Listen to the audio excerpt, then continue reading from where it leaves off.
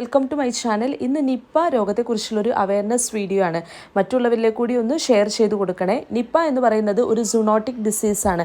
അതായത് മൃഗങ്ങളിൽ നിന്ന് മനുഷ്യരിലേക്ക് പകരുന്ന ഒരു രോഗം. മൃഗങ്ങളുമായി സമ്പർക്കത്തിൽ വന്നാൽ നിർബന്ധമായും 20 സെക്കൻഡ് എടുത്ത് സോപ്പ് ഉപയോഗിച്ച് കൈകൾ കഴുകിയതിന് ശേഷം മാത്രം ഭക്ഷണം കഴിക്കുക.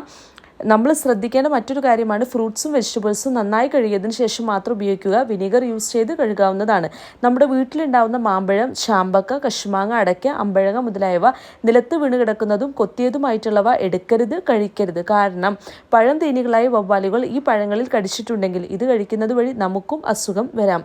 പുറത്തോട്ട് ഇറങ്ങുമ്പോൾ N95 മാസ്ക് തന്നെ ഉപയോഗിക്കാൻ ശ്രദ്ധിക്കുക. തിരിച്ചു കയറുമ്പോൾ നന്നായി ശരീരം വൃത്തിയാക്കിയിട്ട് മാത്രം വീട്ടിലോട്ട് കയറുക.